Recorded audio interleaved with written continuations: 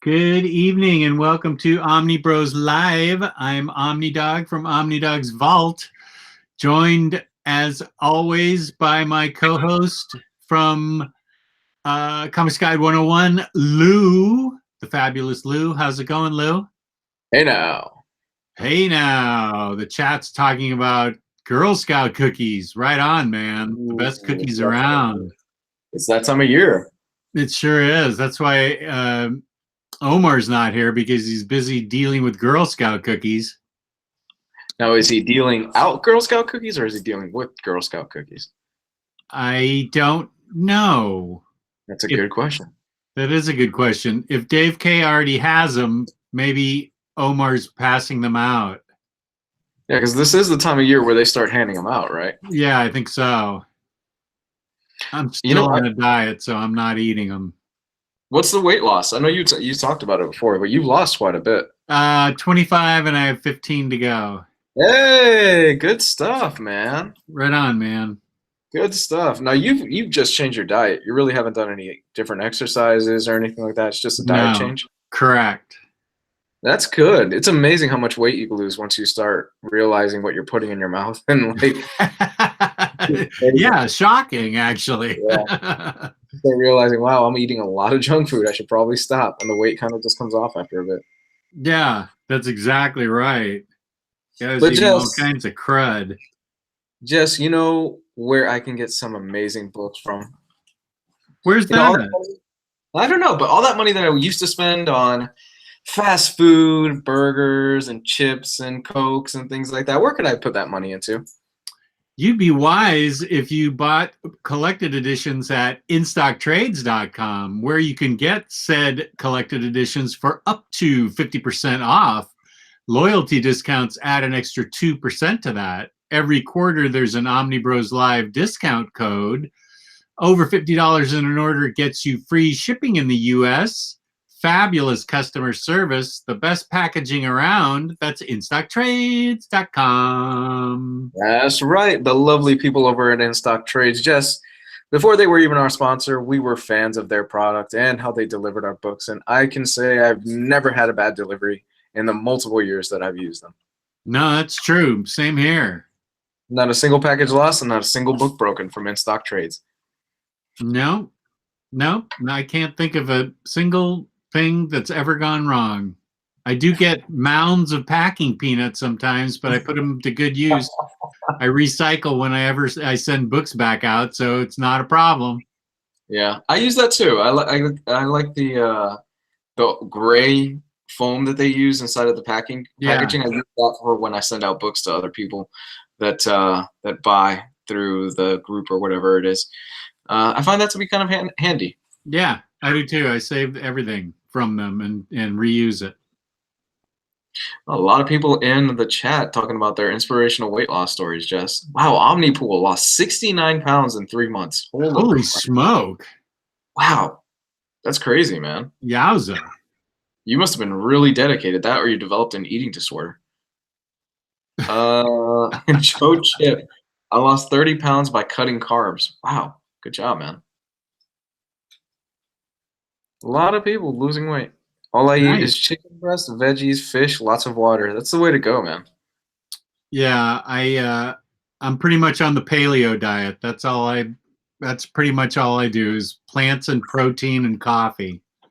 That's what a lot of people are on lately is paleo and intermittent fasting, where you eat, I think it's like you eat at 8 o'clock and then you don't eat for like another, I think it's, some people say 18 hours. Oh my gosh, I don't do that. You'll eat at 8 o'clock in the morning and then you don't eat for like another 18 hours or 12 or something ridiculous like that. That's not my diet. No, I would die. No, I eat regular hours. But I just make sure it's plants and protein, and that's it. No more chips. And I mean, I was having 5 Coke Zeros a day and stuff like that. But that's not sugar, is it? There's no sugar in Coke Zero. No, but it kept my sugar. I was definitely addicted to sugar, and it kept my sugar sweet tooth going, and I would constantly be shoving candy bars in my mouth and things like that. Oh, man. So because of that, you were compensating with other sweets. Yeah. Oh, that stinks. Yeah, so all soda is out and all candy is out, ice cream, all that stuff is definitely out. Banana Jester says, I don't eat until after 3 p.m., just coffee until then. You are a brave soul. I gotta have my breakfast. Yeah, I gotta have breakfast too. But Jess, we're not talking about breakfast or diets or anything like that. That's not the topic of the show tonight. Jess, what is our topic? Tonight we're talking about Image Comics. We talk about Image Comics a lot here and there, but hopefully we're going to talk about spotlight on some ones that we haven't talked about a lot before. Some new reads maybe that people haven't heard us talk a lot about before, or maybe we've talked about them, but not a hell of a lot. Yes. More specifically, we're focusing on mostly books that have come out, I would say probably within the last 5 years, more modern day stuff. Okay, good. I believe so, I think. Well, yeah. Because I've told books that have come out in the past 2 years, so that works. Good. We've talked about Image Comics before. We're big fans of Image, and well, we just kind of wanted to spotlight a few more books that maybe you guys have missed out on, like Jess already said. Image is kind of an interesting beast because they were huge in the 90s. They didn't necessarily peter out. They kind of died off is the wrong term to use. They kind of fell into the back burner in the mid-2000s, would you say? They had a few key titles that came out and people were excited for them, most notably Walking Dead. And then it seems like after Saga came out, there was a huge Image boom where a bunch of creators jumped on the Image bandwagon and a whole bunch of great books were coming out. And I think we're kind of in that transitionary period before the next Image boom right now. I think Ryley was mentioning that he feels like the books recently just aren't as strong as they were back then. And, you know, I can kind of agree with that. But I think there's still a few gems out there that have come out in the last few years. Yeah, I've found Image to be my go-to for trade paperbacks. There's an awful lot of good ones. I think that I've read in the past couple years. I believe Saga came out in 2012, if you can believe it. That's 7 years ago. So the ones I pulled have all come out in the past 2 years, and I've really dug the ones that I've read a lot. Most current ones that I've been pulling. Do you think Image might have a problem of an overabundance of good things right now? Boy, I don't know if that's ever a problem. I wish every publisher had an overabundance of good things. I still argue that we're in the golden age of comics because every publisher has a lot of good stuff out. Even though DC's in kind of a transitory period where they're cutting 10 to 15% of their titles back, that's kind of normal, I think. You know, they push out a lot of new stuff and then cut back. I think a lot of good stuff is coming out from a lot of good publishers. Does Image have an overabundance? I think they have an abundance of good titles. Ryley argues differently. Maybe he feels he'll be on later. He's coming from Happy Hour, so I can't wait to hear his opinion. I feel like Image is just as strong as ever. That's just my opinion because I certainly feel like I'm ordering an awful lot of Image books all the time. No, it's just, for me, it's hard to keep up. It's really hard to keep up with everything that's coming out through Image. I'm like, oh, this title sounds great, or this title sounds great. And it's really fucking difficult. Like, there's stuff like Gideon Falls that the minute that issue drops, I'm like, I am buying that issue digitally. I'm going to pick that up. Or there's, you know, even Marvel's got really great titles where a few years ago during the Axel Alonso era, it was kind of like, Marvel's kind of, they're still putting out good books, but, you know, now we've got Al Ewing's Hulk, we've got Venom, we've got so many great books. We've got a Marvel, and then we've got so many books coming out of DC. I'm going to shill for DC for a little bit because that's apparently what I am right now. There's so many great titles coming out from every single company. Even Boom. Boom Studios. Boom has Coda, Yeah. which we never talked about, and I really want to finish. I want to finish the issues that are out so we could talk about Coda, which I think is undoubtedly the most underappreciated sleeper book of the last year. Well, Coda if you is watched so good. my channel, you'd know that I did a review on it. God damn you. You did the first trade, right? Yeah, I love the first trade. It's so good, guys. If you Yeah. have not, Coda's not an image book, guys, but you guys should really pick up Coda. I don't even know how to explain it before we jump into the main topic. It's like Lord of the Rings, but with like a steampunk vibe, and if the bad guys won in Lord of the Rings. Yeah, and it's got a sense of humor. Yeah. And a talking, well, not talking, but a temperamental unicorn that the guy rides.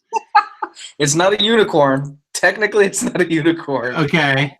How many horns does it have? They mention it in the book. It's like 6 horns. That's right. He's got like 6 horns in the book or something like that, and he feeds it something that's giving it like rabies or some crazy shit. Oh, yeah, that's right. It's a great, crazy, and fun book. You guys should be reading Coda. Yeah, right, Coda is great. Cy Spurrier is just a great writer. Yeah. Have you read The Spire? I haven't. Oh, you got to read The Spire. I love that book. Yeah. Excuse me. All right, but let's dive into this thing, and Jess, I'm gonna let you take the floor first. Image Comics, what do you got, man? Okay, I'm gonna start with Moonshine. Ooh. Moonshine is about a city slicker gangster that goes to Appalachia, I believe, because he wants to buy. He's been sent by his boss to buy, this is back in the 20s, to buy some of the finest moonshine liquor. He uncovers a dark secret of the family that involves werewolves that you wouldn't normally know about. You wouldn't. He uncovers the secret about this family that involves werewolves and a whole society that he gets swept up in, including an extremely seductive female member of the family, and the other city slicker gangsters get sent down because he's not getting the job done. They think he's slacking on the job when he's dealing with, monsters and people that just don't want to sell him the moonshine. And it's a whole big fuck up because these gangsters end up getting their asses handed to him. And he, I don't want to give away the end of the first book because the second book just came out, and it has a great ending. The first arc does, involving this seductress daughter of the main character, and it involves shootouts and gangsters and moonshine and werewolves, and it's everything. I loved this book. I read the first trade of that, and I am not the biggest Brian Azzarello fan, but even I came away from that going, this is pretty good. I really want to pick up the second trade and see where they take it. How many collected editions are out there right now? So far, there's 2. There's 2. Okay, so I need to read the second one.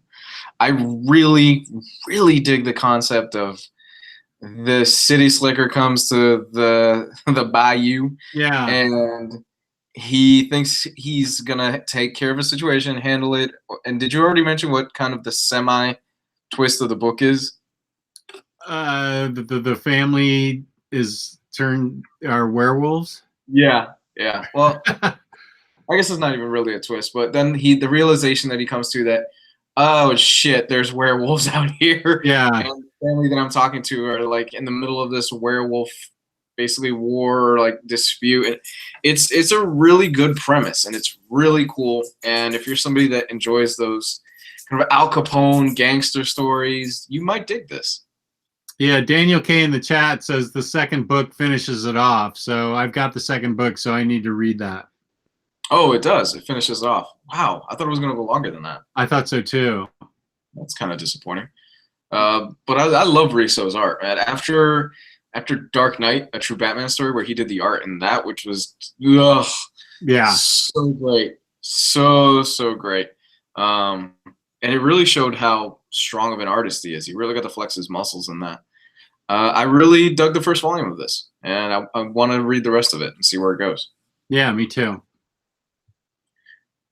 We are trying to focus on books we haven't talked about a lot before, and I've talked a lot about Postal. We've talked a lot about Manifest Destiny. We've talked a lot about Tokyo Ghost. So we are trying to get to talk about some books we haven't focused on before. True. You got anything else to say on that, or do you want me to? No, go for yours.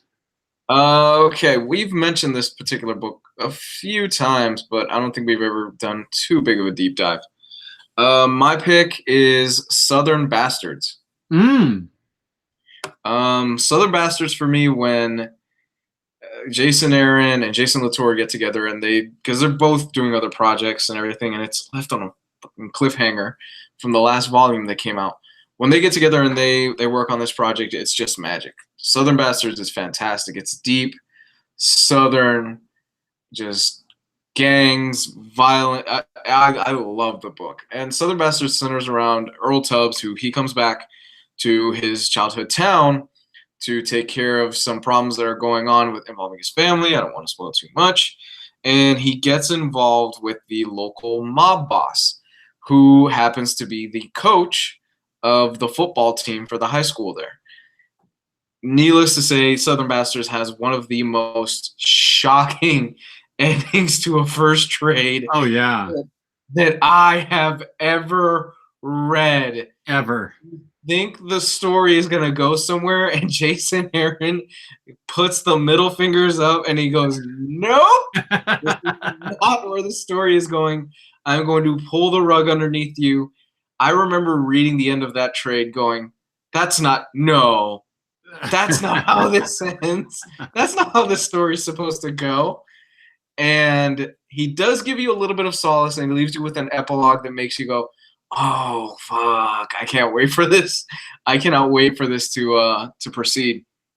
And then for the second volume, he goes back in time. So he leaves you with that cliffhanger going on, and he goes back in time and he tells the story of the villain of Southern Bastards for about 4 or 5 issues. He progresses a little bit of the forward timeline, but the thing you really want to see doesn't happen until the end of that second volume. You know, I don't even think I have the second volume of Southern Bastards. There's 3 out. There's 3 out? There's 3 volumes. I think I'm lagging on Southern Bastards badly. Dude, you really are. You really are. I am. I'm lagging on it. It's the second volume focuses on the bad guy who, God, it's been a while since I've read it. I think it's Coach Boss, I think his name is. Coach Boss. Was that from? No, I'm thinking Boss Hog. No, his name, I think his name is Coach Boss. It's been a while. It's been so long since I've read this volume, because I haven't put out a new issue in a while. But the second volume focuses on his origin story and what led him to become who he is. And Jason Aaron does what he does best, where you feel sympathetic for the character and you get a bigger understanding for who he is. And then the third volume progresses the story of the first volume, and it leaves you on a fucking cliffhanger, and they have not come back to it. But Jess, you really need to go and pick up those other 2 volumes. Yeah, I had forgotten about it. Jason Latour does the art on this, and he's got a really great style that fits the overall tone of the book. And I love the colors that the colors that they use in the book, because the colors that they use in the book are basically like all barbecue colors. They're really like yellows, reds, things like that you would find in like most barbecue sauces. So it kind of adds a little bit of flavor to the story. Yeah, I did that. Jesus Christ, I'm the Punisher. And if you pick up the single issues, what's great about it is that the letters pages, there's barbecue recipes in the back. Yeah, people share their recipes. So Southern Bastards was my pick. Nice. My pick is something that just came out with another volume that I haven't read, so I can only talk about the first volume, and that is Coyotes. This is the artwork's not going to be for everybody, but I really liked it because girls are disappearing down on the border, and it turns out the men of the village are turning into werewolves and grabbing them up, stalking them, and picking them off one by one. And it's up to a 13-year-old girl and her magic katana and an officer of the law to discover it. It involves magic and abuelas and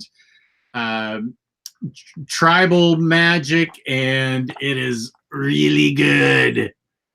I really dug Coyotes, and it's magical. It's really dark, and it's just everything I want in a book because it's got I dig the occult, and I guess there's a theme tonight. I dig werewolves, and just a coincidence, but I dig a 13-year-old girl with a katana that's a badass, and she's the one. Here she's got throwing stars that she takes a guy out with. I dig that. So it's got lots of folklore in it, and it's very original, and it deals with border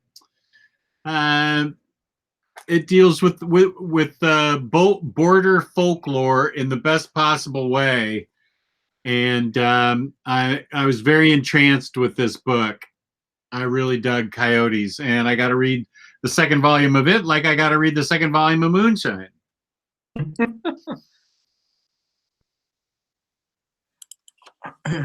I because of that book, I actually found out what the meaning of the word coyotes is. I did not know about that. Nicholas Munoz, shut up. What is he saying? You should check out The Astounding Wolfman. You should. You should check out Jess's review for The Astounding Wolfman. Yeah, check my review out for my opinion on that book. Just one of Jess's favorite books of 2015, I think is what he said. Was it that long ago? How long ago was your review? No, it wasn't that long ago. I feel like that was 2017, I feel like. That was a recent book, right? You slogged through that like a champ. Yeah. I think it was 2 years ago. We are not Kirkman fans here at the OmniBros Castle. Not this corner. Nah. I don't think in any corner. I don't think any of us really are Kirkman fans. I don't think so. You know, I don't know. I don't know. I know you and I talk about it a lot, but I don't know what everybody else's opinions are really. Root beer specialist, root beer enthusiast. You really need a business card with that, Jess. Root beer enthusiast. Jess, my next pick. I am gonna go with Luther Strode. Oh, what a good book! You really need to read Luther Strode if you haven't. Luther Strode was a book that flew under a lot of people's radar.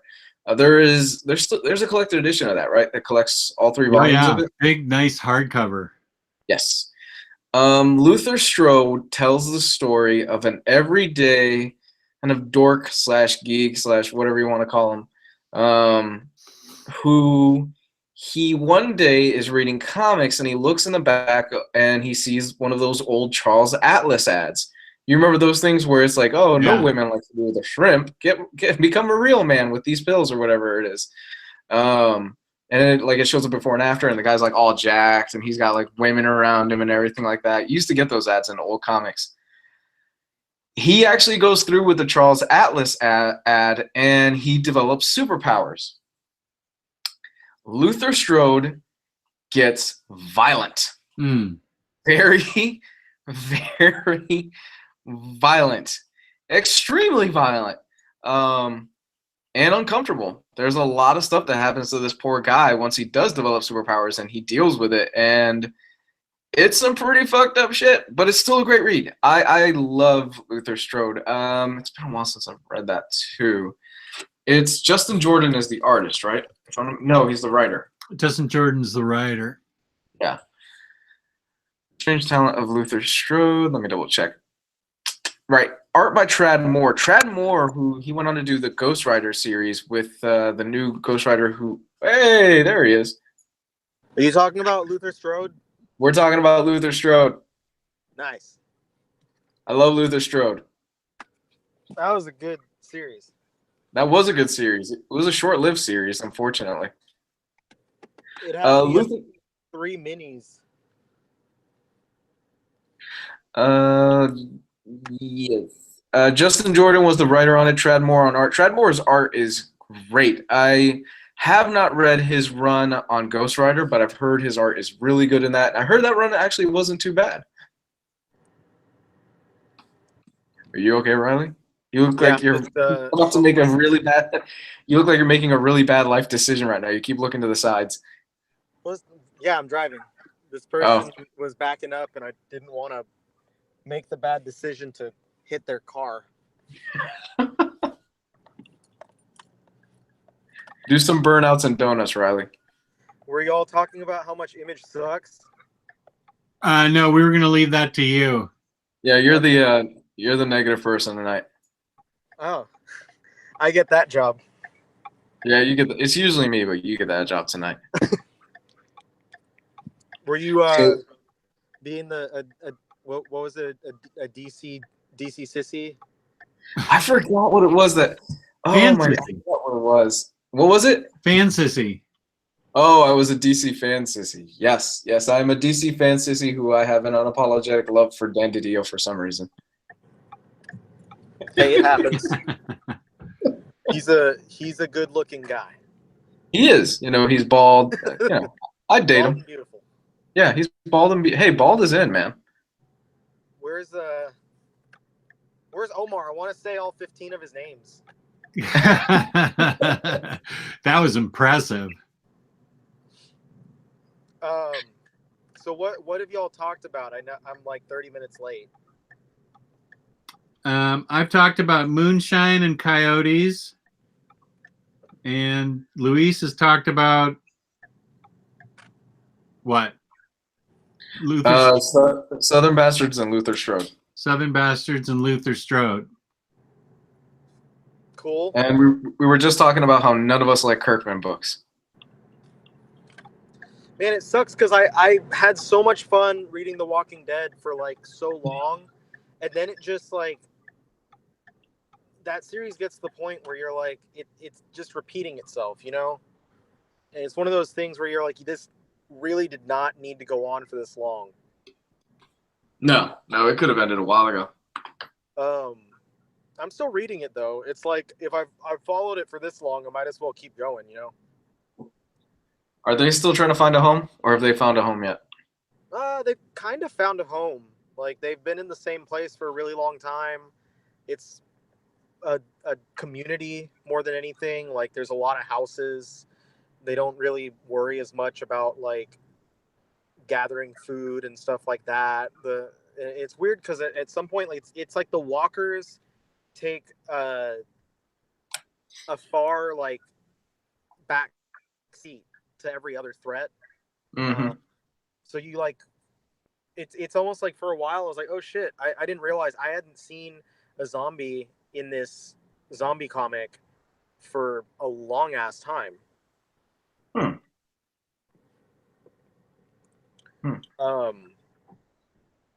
Well, if y'all had more books to talk about, I didn't mean to interrupt that much.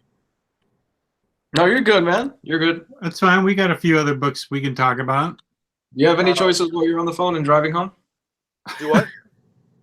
Do you have any choices while you're on the phone and driving home? Or do you hate absolutely everything Image is pushing out right now? No, that's very hyperbolic. I enjoy a lot of Image books. I just feel that a lot of them, a lot of them started to feel the same, and B, One of the most problematic things about Image is that there are too many delays on a lot of their books. Mm-hmm. Delays, as when you're a trade waiter, it's not as bad of a thing, but like when you read them as they come out every week, delays really kill the momentum of a story. And I honestly, being that I read so much, I'm not trying to like toot my own horn or anything, but I read a lot of series and I forget what's happening in some of those series. Like if it does not come out on a regular basis, I'm going to forget what happened. I'm in the same boat as you. I read a lot and I tend to forget from month to month because I do the monthly grind and you do it to some extent too. And from month to month, I tend to forget sometimes what happened last month because there is so much to read. Yeah. But it's I don't know if it's the same with you, but once I pick up the next issue, like it clicks and I remember, oh yeah, last month this is what happened. That often does happen if it is one that comes out month to month. Yeah. But if it's one that I haven't read in a long time, I jump in and I'm like, I vaguely remember what was going on, and that happens too much sometimes. And oftentimes it's not with the books that I really pay attention to. Like Saga can go on break, and I'll pretty much remember what happened in the last issue of Saga. But a smaller book, like one that's not as high profile, if you will, I'm going to forget. I'm not going to remember what the hell happened in the last issue. I'm not going to remember what happened in the last several issues. And that becomes an issue for me, to the point that I've started to like cut things off of my pull list or off of my reading list, because I'm like, well, if I can't remember what happened, what's the point of me spending a few minutes every month or whenever it does come out trying to rack my mind and think about what did happen. But I mean, that's not all the time. It's not every single series that happens with. But what I've been noticing is I've been enjoying a lot more the ones that are a little more limited in their scope. Like to use it as an example, like Kill or Be Killed was only like 15 issues. I loved Kill or Be Killed. Yeah, and it was fantastic because I feel like it's the type of series where you know that Brubaker had an idea for the beginning, middle, and end, and he knew what he was going to write and how to write it, and so you get a solid story all the way through, and it works so well because of that. But when you have some of these other titles that go on for such a long time, like I've forgotten a lot of what the hell's going on with Birthright, for instance. And when I first picked that series up, I loved Birthright. You know, I read the Josh first trade. Williamson came off of Ghosted, and I was like, man, Ghosted was great. Birthright, the first issue was amazing. And now I'm like, I forgot that it was still going. And then a new issue comes out, and I'm like, oh shit, this series. But it's funny that you mentioned that because while we were prepping for this show, I brought up Birthright to Jess, and I was like, has it finished? Like, what's the deal with Birthright? Still going. Okay. Because I read the first trade, and I loved the first trade. I loved how that turned out, but I never got around to finishing it. And I'm sure in trade, like once it is done, I'm sure it's going to be a great read from start to finish. But it's just in the interim, it's been really hard for me to keep up, and I don't know. It's a deterrent from me. That kind of stuff is. Nick says maybe you just read too much. I think so. Not this last month. This last month I really dropped the bomb. I didn't read much at all. It's been really busy. I mean, the month before you read like 84 volumes of a manga. Yeah, I think that's not normal. That's not normal. I read at the end of last night. I finished like book 36 or something. So I didn't even hit half. But a lot of people, that's pretty like that's a high number for some people. So I'm not too upset. And considering A, February is a short month, and B, I was literally packing and moving throughout a lot of the month, I don't feel about it. Not bad towards other people, bad, like I'm judging against myself, you know? I'm not doing that. I'm not reading for anyone but myself. Leighton Watson, I was going to talk about Monstrous. It's by Marjorie Liu, and it is fantastic. We talk about it all the time, I feel like, so I was not going to talk about it, but now I will talk about it. It's almost, there's so much going on in it that I almost can't sum it up properly. It involves a young woman that has a monster that lives inside of her. It's got Art Deco beauty in it. It's steampunky. It's got other monsters in it, cats that can talk, little mouse girls that are special, hunters and hunted, a war between humans and arcanics, and here's what the monster looks like inside her, and this woman is the key to everything going on in this war, and she's trying to find her mother. The art is unbelievable, and it's won like 80 million Eisners, and it's worth every penny. I think it's probably going to come out in hardcover soon if it hasn't already been announced. It has. It has. Okay, it's I have it in 3 trade paperbacks. I couldn't wait for it to come out in hardcover. It is freaking fantastic. It's one of the best things I've ever read. It is fantasy. It is high fantasy. It is one of the most well-written fantasy books you're ever going to want to read. I'm dying to pick that up. I've just got so many other things that to read, and I've just been meaning to come back to it. I'm going to add that to my list this afternoon, though, and I'll probably end up starting that tonight. Oh, you'll spend the whole night reading the whole thing. I think it's like 20 issues that's out right now. I don't. These are 3 pretty thick trades. Yeah, it might be 20. I don't know. That's a book that as soon as it comes out, I read it. Oh, it's a day 1 buy from Jess? It's a day 1 read. That's a big deal for me.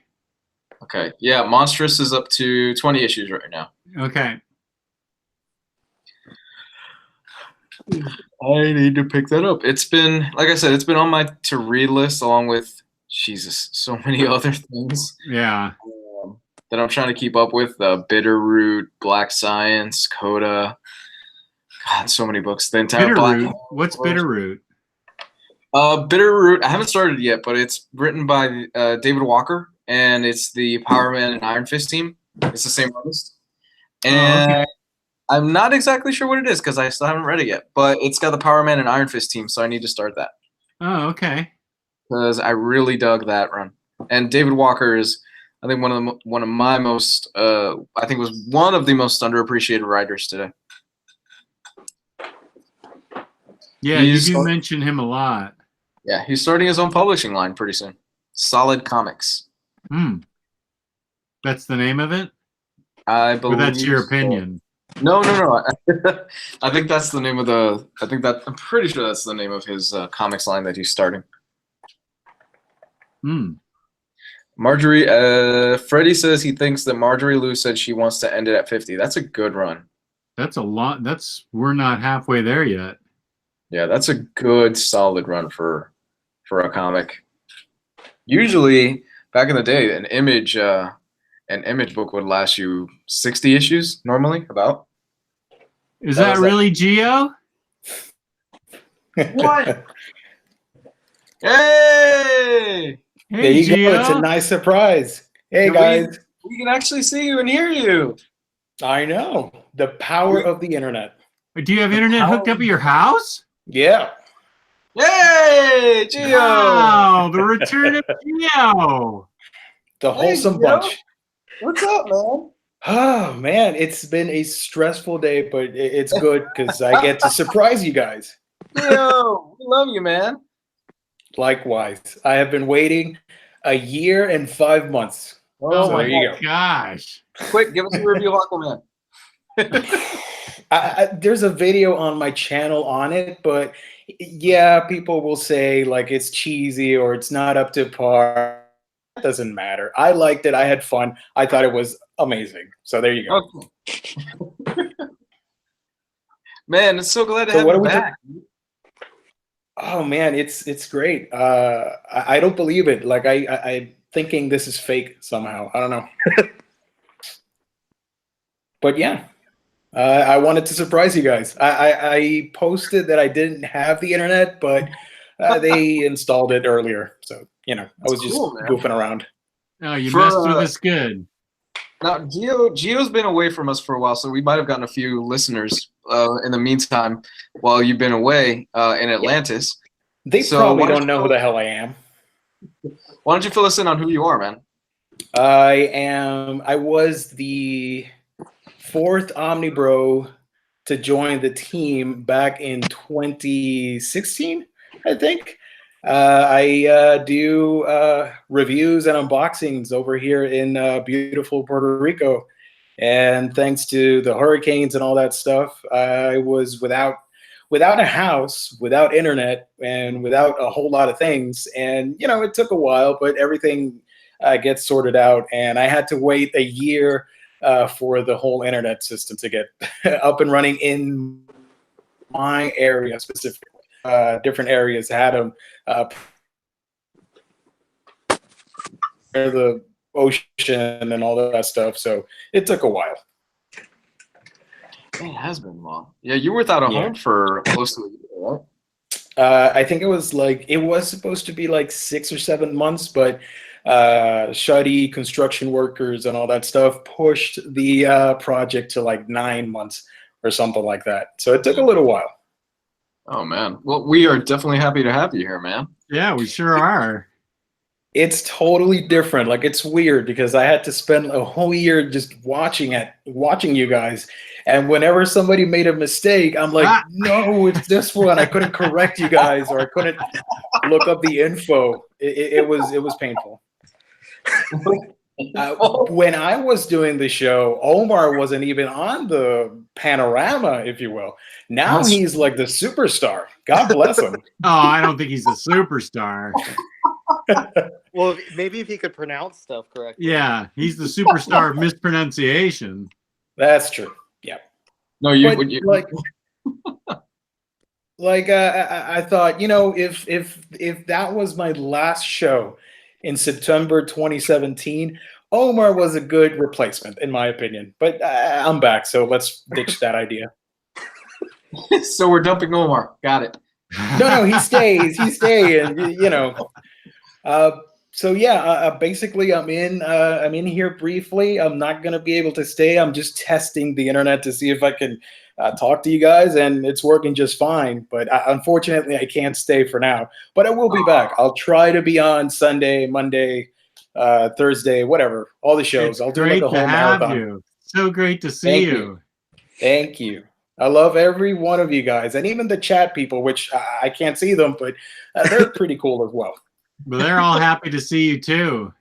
Nice. Thank you. I do have a YouTube channel, by the way. If you can link it up at the end of the show, I'll be thankful.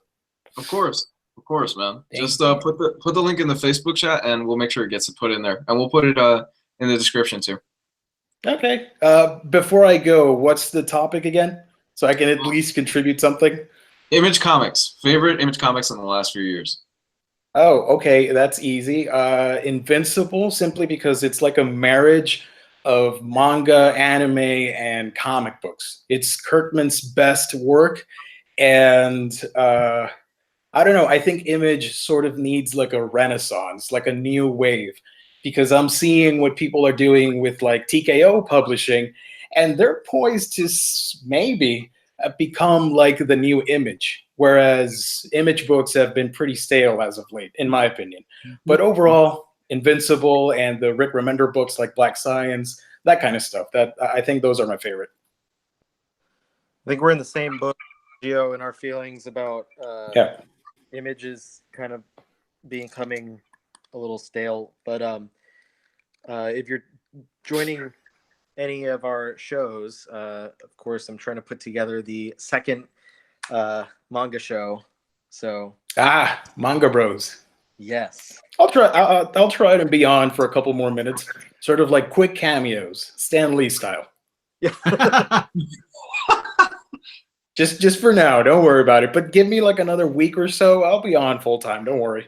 Yay! So We can finally, yeah. we can finally have that Aquaman episode. Oh, for sure. I do want to talk about some Aquaman. He's my favorite DC hero. Look at that. Look at my shirt right there. So yeah, but I gotta go. Thank you guys so much. I love every one of you. Hugs and just positivity to everybody. Right on, man. Great to see you. Night, Joe. Bye. Laters. Bye. Who's DC Secret Ballot? It me. Oh, okay, cool. I logged on my computer so that I could be a little bit more effective. Ah, okay. I was wondering who the hell got into our chat. Who is this fucking weirdo? I feel like I should talk about an image series that I actually like instead of just bashing stuff. And I feel like I've talked too much about Ice Cream Man, so I should probably not talk about Ice Cream Man. I still need to read that. Go ahead and talk about it. It's good, man. I know, like, I've seen some people say they're not that into it, but, like, it's such a great just anthology of horror. Quick one-shot stories. It reminds me of kind of like older like Twilight Zone episodes, just a kind of a weird thing. Maybe more in tune with Tales of the Crypt, I think, because it kind of has like not really a host like the Crypt Keeper, but the Ice Cream Man usually appears as like a framing character to each story to kind of introduce us and then take us through, and then he ends the thing at the end. But one of the more recent issues seems to be pointing out the fact that there might be a history behind that character, and we might be learning about more about these the Ice Cream Man universe, if you will. So it's a really great series to me. I really love it. It's creepy. It's weird. It's a little disturbing at times, and it's just very, in my opinion, very well written. It's one of the image series lately that I've really enjoyed. It stood out as something a little bit different, in my opinion. So I highly recommend it. It's typically a pretty quick read too, so you're not going to be devoting that much time to it, which time is super valuable nowadays. So I think that's a plus if it's not something that's going to suck hours of your time away. Is there any connective tissue between the issues, or just that the Ice Cream Man himself shows up? There's typically not connection between each of the stories. It's just like he interacts with people, and there's like a kid that something happens to him with like spiders, and then there's like these people that take some drugs and some shit happens, and then like it's a different story each time. And that's why I compare it to those kind of anthology horror shows like Tales of the Crypt, where there really isn't connective tissue between those stories. It's just the connected host for it all, basically. Okay. I mean, I've been sold on that for a while. I just need to pick up the issues. There's 10 issues out right now, so I got to jump on that. Another one, a recent one that I've really enjoyed. I need to read issue 10 of Ice Cream Man. I haven't read that yet. But another new one that I've enjoyed, it's only a few issues in right now, is Die by Kieran Gillen with Stephanie Hans. Stephanie Hans was the artist that did the covers on and some of the interiors on Kieran Gillen's run of Journey into Mystery. Ooh. And she did that really great painted work. So she teamed up to do the interiors on this new Kieran Gillen book. Now that I believe Wicked and Divine is kind of heading into its final year, or is in its final year, he started up this new book, and the idea is it's a group of kids who are playing Dungeons and Dragons together and something happens and they get sucked into this fantasy world, and then all of a sudden, next thing we know, they've been gone for like 20 years or something, and they've popped back into our world after spending 20 years or whatever it is in this fantasy world.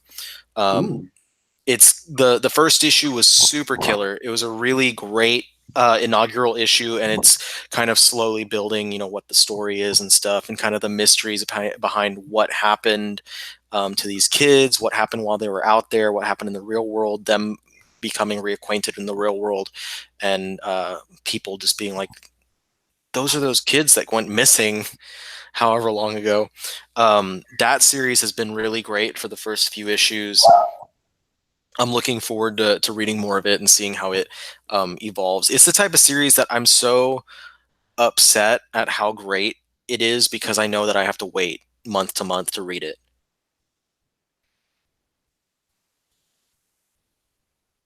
Okay. Sounds pretty awesome. How many issues then?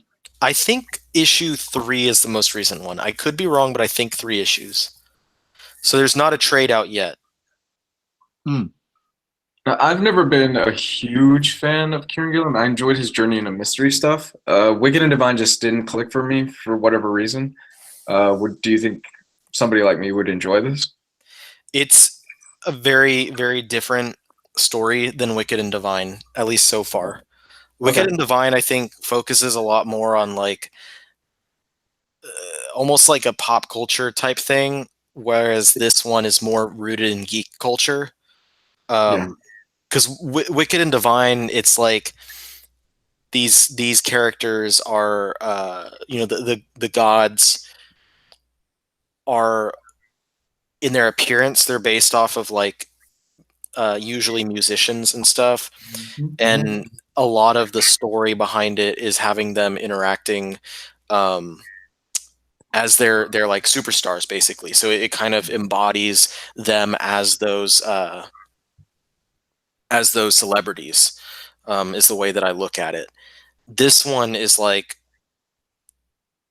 it's like a comic for the fans of like unsolved mysteries type stories, because it's like, what happened to this group of 6 kids, and then you have what's his name, Robert Stack, talking about this group of missing kids for 15 minutes, and they're like, update, this group of missing kids showed up and one of them doesn't have an arm, where did one of them go? And you're like, oh shit, like, I don't know, it's really intriguing to me. I took Wicked and Divine as kind of his semi version of American Gods. Yeah, I can see that. It's like American Gods, but they're also like British gods. Yeah. One of them looks like basically David Bowie. Yeah, there's like Rihanna. There's one of them looks like one of the guys from Daft Punk. Yeah, there are just a lot of them based off of usually musicians and stuff like that. Okay. Jess, any other picks? I would like to promote Skyward. This is based on the fact, not the fact, but the premise that most gravity on Earth disappears. And if you weren't indoors when it happened, you end up like this in outer space with everything else that gets trapped up there. But if you were indoors and you have gravity boots and you have the proper training, you can learn how to navigate around in the air, and you learn how to clomp down on the ground. And it involves a spunky young woman who has a father who is thought dead by everyone, and a conspiracy she gets involved with involving a bad guy who has taken credit for all her father's inventions, and the intrigue that she gets involved in, all while having to deal with floating around in space, not in space, but in the air, and what things are like on Earth when there's no gravity to speak of. It's a highly unusual premise that really works. The woman is super capable, super smart, very ingenious, and she's somebody that I think the fangirls should lock on to because I really dig her a lot, and the whole premise that you're zipping around untethered in the air and like it doesn't rain, these big storms, as you can see off in the distance, come as these giant globs of water instead of rain, and you can get trapped inside them if you're not careful. It's just really well done. I dug this book a lot. And it too just came out with the second book that I haven't read. I need to pick that up. Time to get on it, Jess. I know. I know. Jess, you're falling behind, man. Come on. Wait, why is Omar saying what the hell? I think you just found out we're replacing him with Gio. Oh. It sounds like Omar might be behind. I'm sorry. It's Omar. We have the new Omar Balsazid Valreviso de Terra de Disney and Bonita de Disney World. For those of you who don't know, we discovered that Omar has like 8 names. I felt pretty good with my roasting earlier too. Oh yeah, you were spot on those points. Those were good. Yeah, it's Omar Jair Valdivieso Panduro Mesia Marin Reatis Espinar. Woo! You nailed it. Yeah. Imagine throwing that out on the like. Sledge, we did Luther Strode during about the first half of the show. Omar. Sorry. Luis covered it. And Omar says, I'm going to miss your old racist ass. To me. I assume that's to me.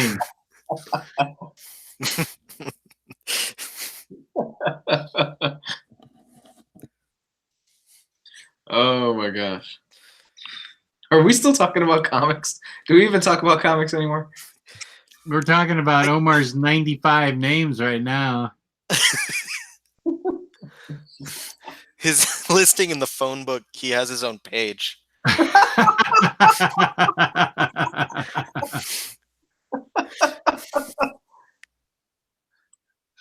There he goes again, mixing up his brown guys.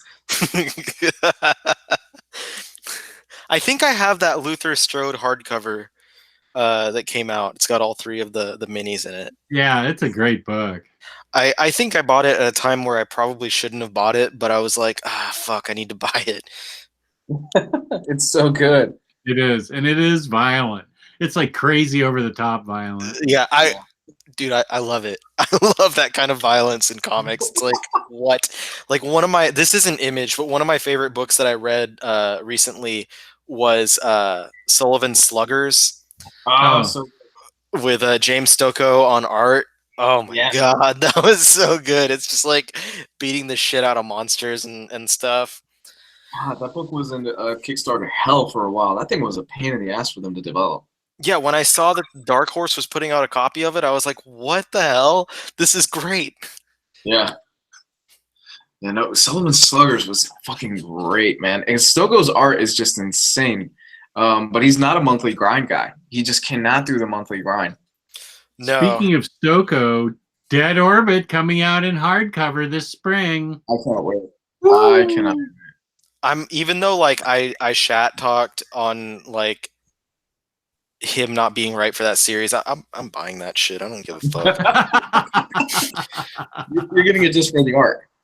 Yeah, like it does. Like, and also I love the Alien stuff. Like, so I buy the hardcovers for the Alien books too. Mostly because I love the movies. Like, I actually haven't read too much of the comics, but the movies are so dope. I'm like, yes, this is a pretty hardcover. I'm gonna take it. You know what was a pretty hardcover?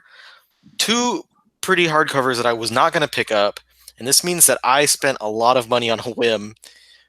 The new Inkle hardcover. Oh, jeez. And He-Man. Those are some pretty ass books. Anyway. I know we're supposed to be talking about Image here. No, man. Whatever it is. Talk about whatever you want to talk about. Gio derailed the entire show in a good way. Yeah. No, I think if I was to name something else like that I look forward to a lot more than other books, like most of Rick Remender's books, and then also East of West is one that like it unfortunately suffers from the problem that I was mentioning earlier with like delays and stuff. But it's like even though I wind up kind of forgetting what was going on, when I open the issue, I'm like, ah, yes. And it's just like everything is so epic and the artwork is so great in that series that I become re-immersed in it. I think it's coming back towards the end. I do believe that it's coming towards its conclusion at some point. I'm so interested in seeing what the hell's going to happen. Like Hickman has just established such a great and interesting world, this like post-apocalyptic world with these really interesting characters, and Nick Dragata's artwork is just impeccable and perfect for this series. I think that a lot has to be said for the inks and the colors as well, but damn, he's a good artist. He did some work with Hickman on his Fantastic Four and FF. Whew, indeed. I just wish he would finish a damn book. Right? You know what book I'm pissed off about is fucking Manhattan Projects. Yeah. Oh, I thought you were going to say S.H.I.E.L.D. Did he ever come back to that? He said he was. S.H.I.E.L.D., yeah, S.H.I.E.L.D. ended. Okay, good. Yeah, that ended late last year, I think. They put out the last 2 issues as like one.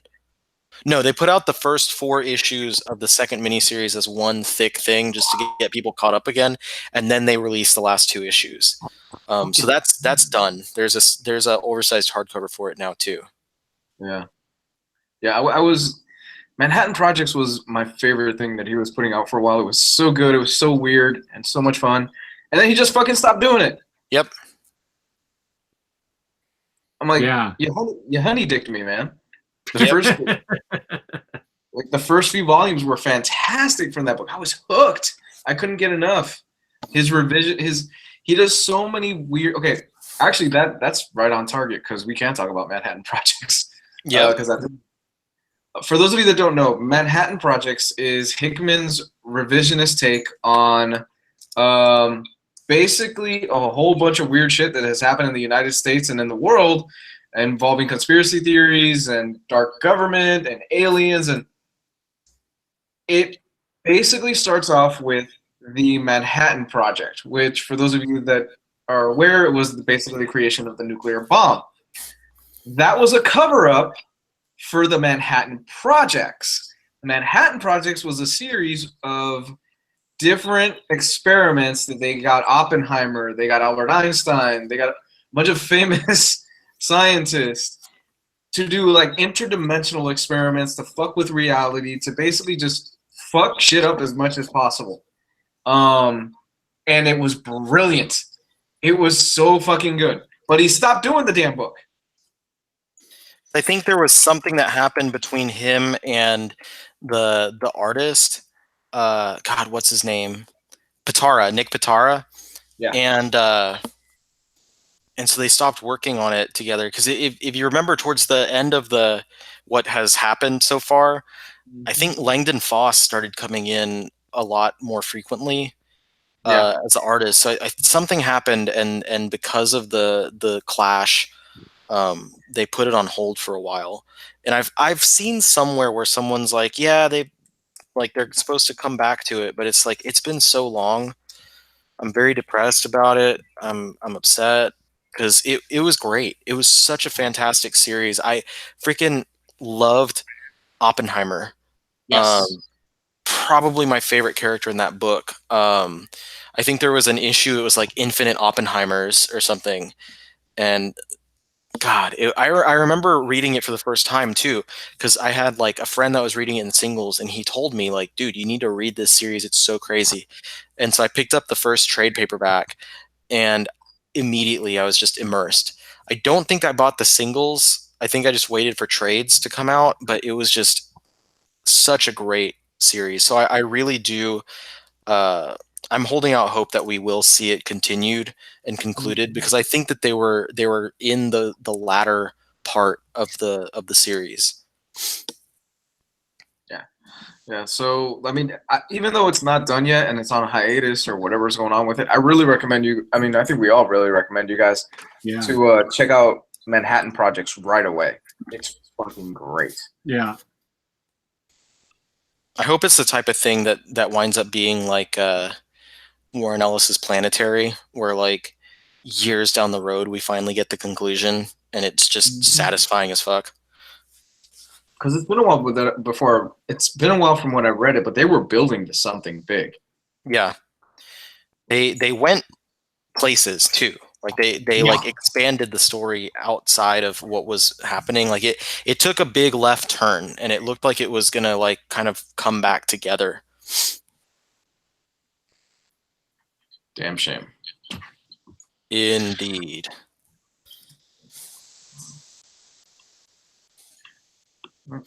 So anybody got any more Image?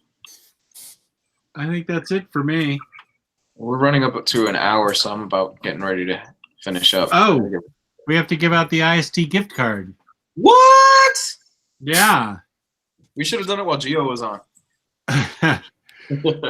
Let's see. How would we do this? Let's see. I have to go to I have to go to our Gmail account. There you go.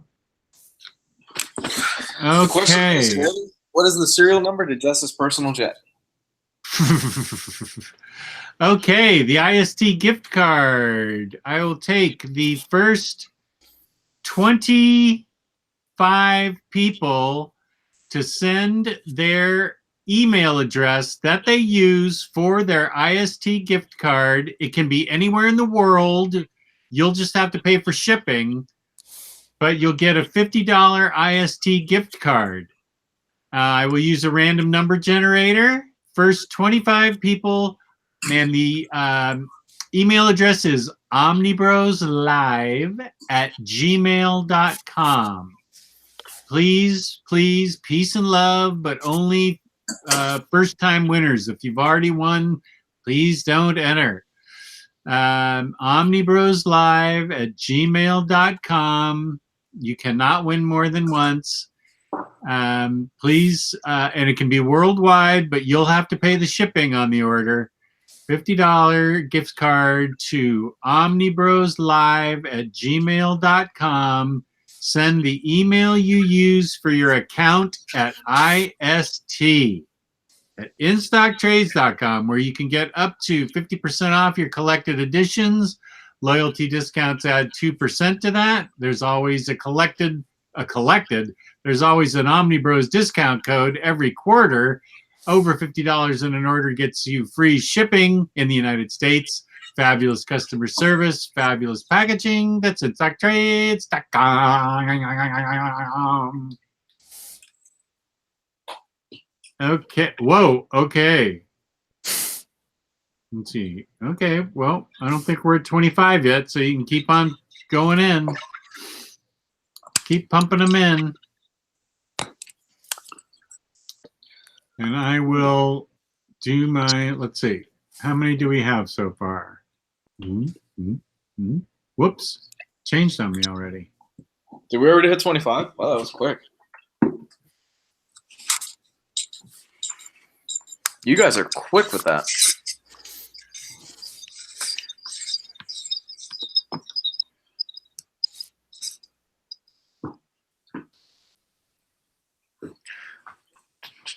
Okay.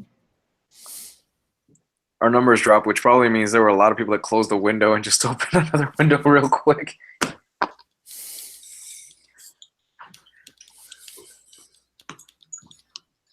Oh, really?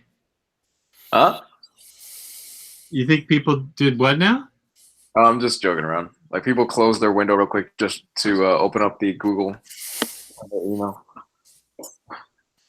We already used a code in January, so the code will be probably starting in April for the new code. Should be around that time. Sometime in that quarter. I think we're gonna agree on Raw Shark. Emily has discussed that. Yeah.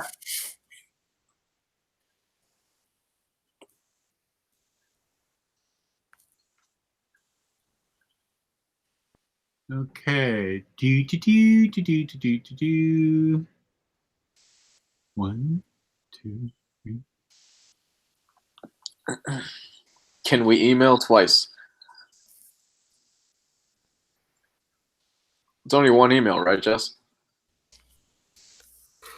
You can Correct. email as much as you want, but it'll get counted once. And the winner is Jamie Mason. Hey, Jamie! Jamie Mason, I will be sending your email address to Omar, who will relay it to Emily, and she will take care of you with the ISG gift card. Right on, right on, right on. Congrats, Jamie. I would say don't spend it all in one place, but yeah. Congrats, brother. Congrats, man. Yeah. Trichinosis. Maybe one day trichinosis. So I think that pretty much wraps it up for tonight's episode on Image. Unless we have anything else, unless you guys wanted to cover something else. No, I think we're good. Read Ice Cream Man, right, right, Ryley? Yeah, read Ice Cream Man. Check out Die. First trade should be out pretty soon in the next several, few months. I don't know exactly when. Those are my top 2 recommendations for currently running Image titles. Also, honestly, I didn't talk about it, but Murder Falcon is also pretty fun. Oh, wait, don't breeze by that. There's a book called Murder Falcon, and I haven't heard of this? Yeah. Please tell me it's about a falcon that just hunts people down at night. It's about like a dude in a band, like a metal band, and this Murder Falcon comes. And yeah, things happen. The Murder Falcon is like this perfect pastiche of like 80s action heroes, and it's like this humanoid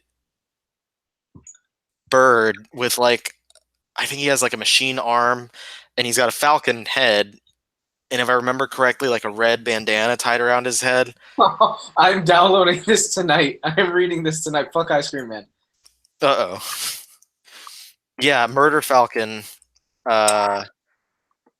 It's the same dude who did. I don't know if you read the book Extremity. I did not know.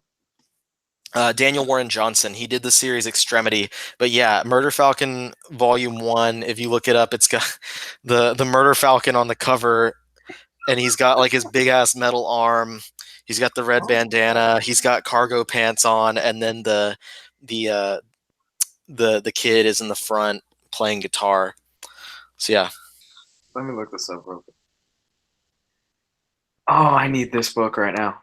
From Daniel Warren Johnson, I'll just read the description. From Daniel Warren Johnson, creator of the Eisner-nominated series Extremity, comes Murder Falcon. The world is under attack by monsters, and Jake's life is falling apart. No band, no girl, no future, until he meets Murder Falcon. He was sent from the heavy to destroy all evil, but he can't do it without Jake shredding up a storm. Now, with every chord Jake plays on his guitar, the power of metal fuels Murder Falcon into all-out kung fu fury on those that seek to conquer Earth. It's time to shred.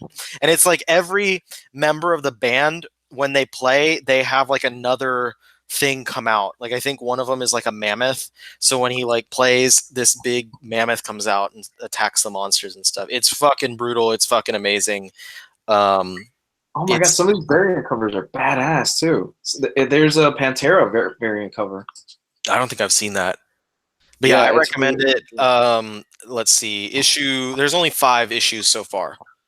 So it's not been going for too long. It would be really easy to jump in right now. Yeah, so Murder Falcon. That's honestly that's the type of shit that I love in comics. Just ridiculous. Like when they announced the Savage Avengers with Conan, I was like, yes, this is the stupid shit that I love. I think we need more of that. I think comics in general today, they take themselves a bit too seriously. Let's have some fun. Like stuff like Murder Falcon is like, you got me. Like it's a giant guy with a falcon head with a bandana and a robotic arm. I'm in. Like, yeah, that's it. I'm in. That's why I love Sullivan Sluggers. That's why I love that series so much. It's just out of left field, ridiculous action with fantastic art. And Murder Falcon has great artwork too. But yeah, Murder Falcon was one of those series that, like, just by the title, I was like, I'm reading that. All right, I'm ready to get out of here. All right, man. Well, enjoy Murder Falcon tonight. That's a good note to end on. We'll end on Murder Falcon. Luis, where can they find you on the internet? Comics Guide 101. Tonight he'll be reading Murder Falcon. And Ryley, where can they find you reading Murder Falcon? My bed. Okay. You can find me on this channel, of course, on the Facebook group, the Omnibus Collectors Comic Swapping Community. Tomorrow night, as it has been planned, so I believe it will go through this time, we're going to be doing episode 2 of the Manga Bros. Oh, wow. So this is going to be an episode going over monthly releases for March, and I think that we have decided that we might be talking about some Pokemon stuff with the announcement of Pokemon Sword and Shield. So that should be tomorrow night. Since I'm living the bachelor life right now, my wife's already moved out of Austin. I'm going to follow her, I think, at the end of next week. So I have all the time in the world. So a Friday show, I was like, hell yeah, let's do it. Oh my God. If I'm a vampire, that show is a crucifix to me. Well, that was rude, but okay. And no, Riley's not single before somebody jumps on the conspiracy band. Yeah, someone's going to be like, he's living the bachelor life. And you can find me on Omnidog's Vault on YouTube and Omnidogs_Vault on Instagram. Peace and love. Peace and love. And Murder Falcons. And Murder Falcon.